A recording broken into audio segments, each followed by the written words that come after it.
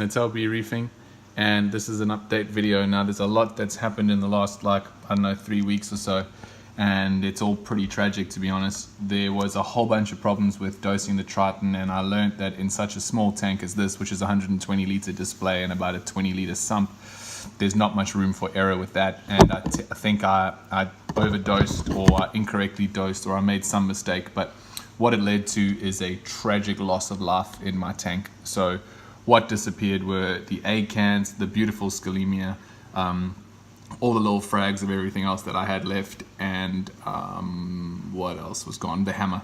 So the hammer, everything went except this. So the torch is the only thing left from the old setup in terms of larger corals, and we've got this little morph that's down here that survived the crash. Now what we decided to do was move the MP10s. I had one at the bottom there, I had the other one up at the top there facing forward, and what I have done now is I've put one up on this side of the tank facing across the tank, and one at the bottom to keep it clean. Now what you can see is it's all the detritus is collecting right in the center of the tank, so right underneath this structure, that's where it collects, because it's creating some sort of a round and round flow. So today we took a trip to Gallery Aquatica in Wynnum, and we picked up some new frags. And what I've decided to do with this tank now is basically to run it as a water change tank. So we've got some low demand corals in here now, and I've got the AR Prime light, which I am running on the SPS AB Plus setting on that.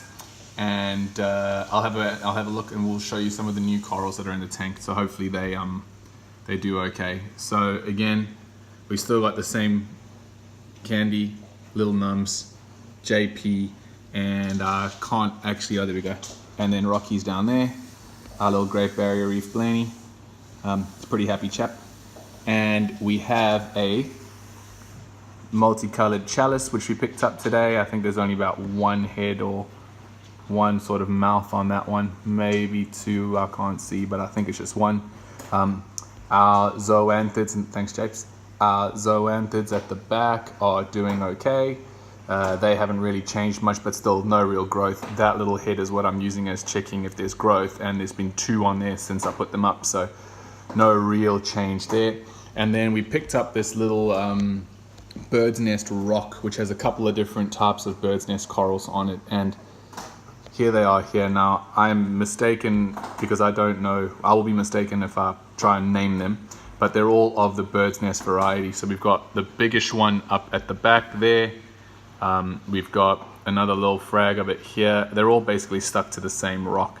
So now the goal is that this is nice and high up close to the surface of the water, maybe about 10 centimeters maybe from the surface. We've got the overflow coming into the tank sort of just behind that, and then this MP10 coming across to hit that flow and make a little bit of a turbulent area in the middle. I don't know if it's going to work, but it's worth a go. I have removed the doser from the tank because it was not working as well as I'd liked, so there's no more dosing in this tank. It's going to run purely on maybe 10 to 20% water changes every week, and if I start noticing that the alkalinity is doing something strange, I might add some Aqua to the top off water. But this is pretty much how it looks. The MP10 there to keep the bottom clean, that MP10 to move across to hit the return pump, make some turbulent flow up there, and the light is going to stay on its setting as it is. So guys, like I said, there was a lot of death, very tragic. The scalemia that I had was one of my favorite pieces and just shriveled up and died. And yeah, so that was a miserable day. But now we are trying again, and we are trying a different approach. So we'll leave this one going for a while, and I'll let you know how it is. Cool. Thanks for watching.